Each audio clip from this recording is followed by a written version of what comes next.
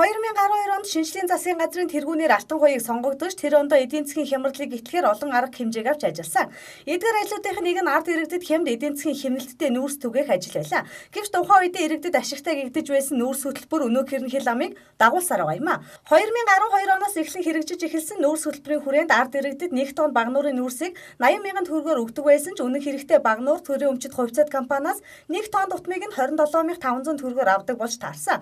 Мэдээж тонн дутмаас 50 гаруй мянган төгрөг унгаадаг байсан нүүрс хөтөлбөрийг энэ нэг ашиг улсын төсөвч нэг төгрөг ороогүй гэд бодгоор яхаарахгүй авилга албан тушаалын хэрэг энд яригдж эхэлсэн. Тэрч бүхэл улсаас энэ хөтөлбөрийг дэмжих нэрийдлээр нэлээдгүй их хөрөнгийг давхар авсан гэх хэрэг өнөө хүртэл олонний анхаарлыг татаж байна. Нүүрс хөтөлбөрийг ерөнхийдөө дасан алтан хуйг санаачилсан ч хэрэгжүүлсэн эзэн нь түүний ахлах зөвлөх гансах байсан. Гэвч түүнийг нүүрс хөтөлбөрийг хэрэгжүүлэх явцдаа улсад их хэмжээний хохирол учруулсан хэмээн авилгатай тэмцэх газраас үзэн шалгаж түүнийг 3.6 тэрбум төгрөгийн хэрэгт буруутган анхан болон давзаалтах шатны шүүхээс түүнд чанга дэлгэмтэй эрэгтэйчүүдийн хорих ангид 4.6 жил хорих ялыг оноосон. Ганс ухтай хамт нүүрс хөтөлбөрт оролцож байсан компани захирал даваахүү болон нэгтлэн нарагч мөнгөн туяа нарагч мөн ялалсан. Гэвч өнөө хүртэл гансах болон бусад холбогдогч нар нь оноосон ялаа эсэргүүцэн хяналтын шатны шүүхэд хандаад байсан юм. Мөн түнчлэн тэрээр улс төрийн зорилготой хэргийн золиос боллоо гэдгээч удаа дараа илэрхийлсээр байгаа юм а. Өнөөдөр хяналтын шатны шүүх хурал улсын дээд шүүхтэр өглөө 9 цагт эхэлсэн. Шүүх бүрэлдэхүүн хэргийн явцыг танилцуулан шүүх хурлыг эхлүүллээ. Өнөөдрийн шүүх хурал засгийн газрын тэргүүн асан улсын хурлын гишүүн алтан хуйг оролцож байна. Шүүх бүрэлдэхүүнд гансах өөрийн бээр тайлбар өгч хэргийн явцын талаар танилцуулахыг хүссэн боловч шүүх бүрэлдэхүүн хянах шатны шүүх хурал дээр түүнийг өөрийн бээр байлцуулах шаардлагагүй хэмээн үзэж байгаагаа илэрхийлсэн. Мөн түнчлэн түүний өмгөөлөгч баасанд орж шүүх бүрэлдэхүүнд хэргийн үйл явц хэрхэн түүнийг эрхэн зөрчигдөж хохирч байгаа талаар өөрчлөлтөжийн хэргийн талаар проектор дээр тайлбарлахыг хүссэн боловч шүүх бүрэлдэхүүн түүнийг нь хүлээж аваагүй. Ганс ухын хяналтын шатны шүүхэд гаргасан үсгэлтэй эрүүгийн байцаан шийдэх хуулийн 36 дугаар зүйлийн 36-гийн 3-6 заасан мэдүүлэг өгөх хэрэгтэй 3-9 заасан шүүх хуралдаанд оролцох хэрэгтэй гэж заасан байдаг. Ганс уг миний бие эрүүгийн байцаан шийдэх хууль заасан эрхийнхээ дагуу улсын дээд шүүхэд өөрийн гаргасан гомдлыг хэлцэх шүүх хуралдаанд бэрхшээлэн оролцож гаргасан гомдлоо тайлбарлах боломж олгож өгнө гэжээ. Байцаан шийдэх хуулийн 349 дугаар зүйлийн 349-ийн 1 дэх хэсэгт хяналтын шатны шуурмаар хэрэг хянан шийдвэрлэх шүүх бүрэлдэхүүнд хуралдаанд прокурор өмгөөлөгч оролцох хэрэгтэй. 39 дугаар зүйлийн 4 дэх хэсэгт прокурор өмгөөлөгч тухайн хэргийн талаар санал хэлж болно гэж хяналтын шатны шүүх хуралдаанд оролцох санал хэлэх хэрэгтэй субъектыг нэрлэн зааж хуульчилсан байна. Иймд шүүгдэгч ганс үгийн гаргасан шүүх хуралдаанд бэрхшээлэн оролцох тухай хүслийг хүлээн авах боломжгүй гэж хяналтын шатны шүүх хуралдаан үзлээ. Энэ тогтоолд гомдол гарах эрхгүй. За хоёр дахь нь өмгөөлөгч баасанд оржийн хүслийг шийдвэрсэн шүүхийн шийдвэрийг танилцуулъя. Хяналтын шатны шүүх хуралдаанаар үйл баримтын талаарх нотлох баримтыг шинжилэн судлахгүй бөгөөд эрүүгийн байцаан шийдэх хуулийн 349 дугаар зүйл заасан өмгөөлөгч нь санал хэлэх хэрэгтэйгээр оролцох тулд өмгөөлөгч баасанд оржийн хяналтын шатны шүүхт гомдлыг тайлбарлахдаа проектор компьютер ашиглах хүслийг хүлээн авах боломжгүй шүүх бүрэлдэхүүн үзлээ.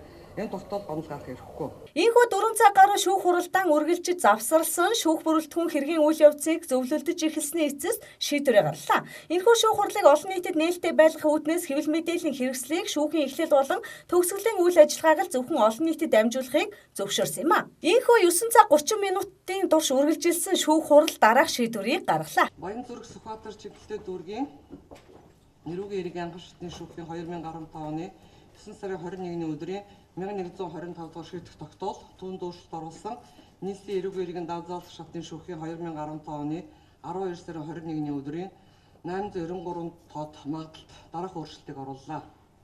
Прокуророос мөнгөн туяаг эрүүгийн үеийн 263 дугаар зүйлийн 263-ийн 2 дахь хэсэг зааснаар ялах дүгнэлтүүлж ирүүлсэн хэргийг эрүүгийн байцаан ганс ух даваагүй мөнгөн туяанаар тологдуулан 2012 оны 11 сарын 1-ний өдөр Багнуур хувьцаат компанитай нүүрс худалдаа авах тухай гэрээ байгуулж нүүрсний жингийн зөрүүнээс 331 сая 900 мянган төгрөг нүүрс шигшиж ангилах тоног төхөөрөмж түлшний зардал 171 сая 100 мянган төгрөг тоног төхөөрөмж түрээсийн зардал 63 сая 900 мянган төгрөг нийт 566 сая 900 мянган төгрөгийн хохирол учруулсан үйлдэл холбогддог хэрэгсгүй болгож байна. Мөн 2013 оны 9 сарын 27-ны өдөр Багнуур хувьцаат компанитай нүүрс худалдаа авах гэрээ байгуулж нүүрсний жингийн зөрүүгээс 741 сая 700 мянган төгрөг нүүрс шигшиж ангилах тоног төхөөрөмжийн шатхууны зардалд 228 сая 100 төгрөгийн хохирол урьдчилсан гэх үйлдэл холбогдлыг мөн тус хэрэгсгүй болгож байна. Прокуророос ганц үгэд эрүүгийн хуулийн 263 дугаар зүйлийн 263-ын 2 дахь хэсэг заасан гэмт хэрэгт ялах дүгнэлт үйлдэхдээ эрүүгийн хуулийн ерөнхий ангийн 35 дугаар зүйлийн 35-ын 3, 35-ын 6, 36 дугаар зүйлийн 36-гийн 3 дахь хэсэг заасныг журамсныг 35-ын 5, 36-гийн 3, за даваахуг эрүүгийн хуулийн 263 дугаар зүйлийн 263-ын 2 дахь хэсэг зааснаар гэмт хэрэгт ялах дүгнэлт үйлдэхдээ эрүүгийн хуулийн ерөнхий ангийн 35-ын 5, 35-ын 6, 36 дугаар зүйлийн 36-гийн 3 хэсгийг журамсныг 35-ын 6, 36-гийн 3 болгон өөрчилж байна. За сайн төгс овогт сайн цагаан овогт дүнгийн ганц үхийг бусдаа бүлэглэн урьдчилан өгсөн тохиролцож төрийн албан тушаалтны албаны эрх мэдэл буюу албан тушаалын байдлаар уруулан ашиглаж хүнд хор уршиг учруулсан гэмт хэрэг гүйцэтгэж хамтран оролцсон. Тогс овогт найдангийн даваа хүүг бусдаа бүлэглэн өгсөн тохиролцож төрийн албан тушаалтны албаны эрх мэдэл албан тушаалын байдлаар уруулан ашиглаж хүнд хор уршиг учруулсан гэмт хэрэг хамжигчаар оролцсон гэмт хэрэг үйлдсэн гэм буруутай тус тооцож. Эрүүгийн хуулийн ерөнхий ангийн 35 дугаар зүйлийн 35-ын 5, 36 дугаар зүйлийн 36-гийн 3 хэсгийг цэцэг заасныг тус журмалан эрүүгийн хуулийн тусгай ангийн 263 дугаар зүйлийн 263-ын 2 дахь хэсэг зааснаар ганц сүхийг улс төрийн албан тушаалд эрхлэх эрхийг 4 жилийн хугацаагаар хасч 3 жилийн 6 сарын 20 халыг жирийн дэглэмтэй хоригыг дэглүүлэх. Эрүүгийн хуулийн ерөнхий ангийн 35 дугаар зүйлийн 35-ын 6, 36 дугаар зүйлийн 36-гийн 3 дахь хэсгийг заасныг тус журмалан эрүүгийн хуулийн тусгай ангийн 263 дугаар зүйлийн 263-ын 2 дахь хэсэг зааснаар даваа хүүг төрийн албан тушаалд эрхлэх эрхийг 2 жилийн хугацаагаар хасч хөдөлмөрийн хөлсний доод хэмжээг 80 дахин нэмэгдүүлсэндээ тэнцэх хэмжээний буюу 15 сая 360 мянган төгрөгөөр торох ялгаар шийтгэж эрүүгийн хуулийн ерөнхий ангийн 59 дугаар зүйлийн 59-ийн 3 дахь хэсэг зааснаар даваа хүүгийн цагдаа хоригдсон 44 хоногийг тухайн үед мөрдөж байсан 1 сарын хөдөлмөрийн хөлсний доод хэмжээгээр тооцсон торох ялаас хасч торох ялын хэмжээг 6 сая 912 мянган төгрөг болгон тогтоож шүүх нүүрсний үнийн зөрүүгээс 1 тэрбум 736 сая 200 мянган төгрөгийн хохирол учруулсан дүгнснийг 1 тэрбум 132 сая 297 мянга 500 төгрөг гэж өөрчилж гүйцэтгэх ажиллагааны журмаар цуглуулсан баримтсэлтээр хэрэг хянан шийдвэрлэхэд хангалттай байна гэж шүүхийн дүгнэлтийг хүчингүй болгож ганц үг мөнгөн туяа нараа орон сууцыг тус төлбөр тооцоолохоор нийтийн шийдвэр гүйцэтгэлийн албан шилжүүлснийг хүчингүй болгож уг орон сууц бүтэмжлэсэн тогтоолуудыг тус хүчингүй болгож ганц үг даваа хүү нараас 1 тэрбум 132 сая 297 мянга 500 төгрөгийг хувь тэнцвэрлэн багнуур хувьсат компанид олгож нийслэлийн эрүүгийн иргэн давзаалах шатны шүүхийн 2015 оны 893 дугаар тогтоол магадлаар шийдэх тогтоолд өөрчлөлт оруулсан 2-3 дахь заалтыг тус хүчингүй олгож тогтоол магадлалын бус заалтыг хэвээр үлдээ ганцгүй даваагүй нарт холбох тэргийг хэрэгсгүй болох тухай гомдол гаргасан шүүгдэгч дэлгэрийн өмгөөлөгч нарын гомдлыг тус хэрэгсгүй болгох шийдвэрлэлээ. Ийхүү 2012 онд эхэлсэн нүүрс хөтөлбөрийн хэргийг хяналтын шатны шүүх хэрэгэлцээ дээрх шийдвэрийг гаргаж байгаа юм. Үзэж та бүхэн тодруулан хэлэхэд ганц үхэд өмнө нь чанга дэглэмтийн 20 ангид 4.6 жилийн ялыг оноогоод байсан бол хяналтын шатны шүүх хурлаас жирийн дэглэмтийн 20 ангид 3.6 жил улс төрийн албан тушаал эрхлэх эрхийн 4 жилээр хасаж даваа хүүгийн улс төрийн алба болон төрийн албанд ажиллах эрхийг нь 2 жилийн хугацаатай хассан байна. Мөн түнчлэн даваа хүү 6 сая 912 мянган төгрөгийн торгуул оногдуулж байгаагаа хэлсэн. Нэгтлэн бодож мөнгөн туйгийн хэргийг хэрэгсэхгүй болгосон мөн түнчлэн ганц ух даваа хүн нарт нүүрсний үнийн зөрүүнөөс улсад учруулсан хохирол болох 1 тэрбум 132 сая 297 мянган төгрөгийг төлөхийг шүүхийн зүгээс шийдвэрээ гаргаснаа мэдгдсэн юм а. Мөн энэ хэрэг дээр түүний өмгөөлөгч Баасан Доржийн зүгээс ихээхэн сэтгэл дундуур байгаагаа илэрхийлж байгаа юм а. Улс төрийн зорилготой анхнаасаа эхэлсэн гэгдэж байгаа энэ хэрэг дээр ганц ух ямар нэгэн яллах дүгнэлт үйлдэхээр гэмт хэрэг үйлдээгүй байтал өнөө хүртэл түүнийг улс төрийн зорилгоор яллах дүгнэлт үйлдэн ийхүү 3.6 жил дээрээс нь 1 тэрбум гаруй төгрөгийн хохирлыг барагдуулахаар шийдвэрлэж байгаа нь шүүхийн хараат бус байдал дээр улс төрийн оролцоо дэндүү ихээр оролцож байгаа гэдгийг тодотоход авсан. Мөн түнчлэн түүний үйлчлүүлэгч Шүүгч ганц өөрөө шүүх хуралд өөрийн биеэр оролцох хүсэлтээ илэрхийлэн энэ нь хуулийн заасан эрх нь байсаар байтал хяналтын шатны шүүх бүрэлдэхүүн үнийг оролцуулахгүй гэсэн цаанаа улс төрийн зорилготой гэж байгаагаа илэрхийлсээр байгаа юм а. Ер нь бол Монгол улсад нэг буруу практик жишг бол тогтож байна. Дээж өгөн шийдвэрт бол сэтгэл дундаар байгаа.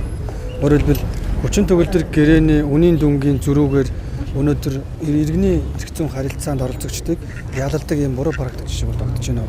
Энэ бол анханасаа улс төрийн захиалагтай улс төрийн захиалга шүүх биелүүлээ гэж үзэж байгаа. Ганц үг гэдэг нь бол гэмт хэрэг үйлдээгүй, хувьдаа нэгч төгрөг аваагүй, зөвхөн нүүрс хөтөлбөр хэрэгжүүлснийхэн төлөө энэ хүнийг бол ялалж байна гэж үзэж байгаа. Тэгээ энэ бол Монгол улсад байж боломгүй практик тогтлоо. Хоёр хуулийн этгээд хоорондоо гэрээний үнэ тохиролцоод байгуулсан гэрээний үнийг өөрчилж хүн ялалдаг ийм жишг бошиг өнөдөр тогтоолоо. Энд бол гомдолтой байна. Ер нь бол ерөнхий шүүгчд бол гомдол гаргана. Ерөнхий шүүгч гомдлыг үнэлтэйг гэж үзэх юм бол улсын дэвшиг нийт шүүгчдийн хуралдаанд нарт хилэлцүүлнэ. Тэгэхээр хүлээн авсан 30 хоногийн дотор бол хуулинд гомдол гарах юм боломж байна. Одоо хөнгөлөгчийн хүсэлтийг хүлээж авахдаа энэ дээр бас ямар барьсан ганц үг шүүх хуралдаанд бичлэг оролцох хүсэлт гаргасан. Өөрөөр хэлбэл эрүүгийн байцаан шийдвэрлэлийн 36 дугаар зүйл заасны дагуу шүүгдэгч хүн, ялтан хүн шүүх хуралдаанд бичлэг оролцох хэрэгтэй байдаг. Гэт улсын дэвшиг бол бичлэг оролцуулаагүй. Хэвлэл мэдээллийн байгууллагыг шүүх хурлыг шууд дамжуулах бол хүсэлт гаргасныг бол хүлээн авахаас татгалзаж дамжуулуулаагүй. Өөрөөр хэлбэл нээлттэй шүүх, ил тод шүүх гэдэг энэ байдал өнөөдөр бол алдагдж байна. Шүүх бол хараа тус байдлаа бол алдж байна гэж үзэж байгаа. Нээлттэй шүүх, ил тод шүүх байлгана гэчихэд өнөөдөр шүүхийг хэвлэл мэдээлэлээс улам холдуулж байгаа, хаалттай болгож байгаа ийм үйл ажиллагаа бол явуулж байгаа. Ийхүү 2012 онд шинжлэлийн засгийн газрын тэргүүн алтан хуйгийн эхлүүлсэн нөөц хөтөлбөр дээр түүний ахлах зөвлөх ганц үг ажиллаж байсан учраас улсад их хэмжээний хохирол учруулсан хэрэгээр 3.6 жилийн хорих ялыг жирийн дэглэмтэй хорих ангид эдлэхээр боллоо. Мөн түүнчлэн улсад учруулсан нөөц хөтөлбөрийн үнийн зөрүүн дээрээс гаргасан гэж байгаа 1 тэрбум 132 сая 297 мянган төгрөгийг улсад төгч улсыг хохирлгүй болгох юм. Харин энэ хэрэг дээр олон нийтийн үзэж байгаагаар ганц үхийг анханасаа улс төрийн зорилоос болсон хэмээн олон нийтийн хэвлэл мэдээллийн хэрэгслүүдээр мэдээлж байгаа юм а. Ямар ч тач ганц үг болон түүний өмгөөлөгчийн зүгээс хяналтын шатны шүүхийн шийдвэрийг эсэргүүцэж байгаа учраас ерөнхий шүүгчид гомдлоо гаргая гэдгээ илэрхийлсэн. 30 хоногийн дотор ерөнхий шүүгчид гомдлоо гаргана. Хэрвээ ерөнхий шүүгч гомдолтой гэж үзэх юм бол хяналтын шатны шүүх бүрэлдэхүүний гаргасан шийдвэрийг эргэн харах учиртай юм а. Өдрийн тойлд оюун мэдээллээ.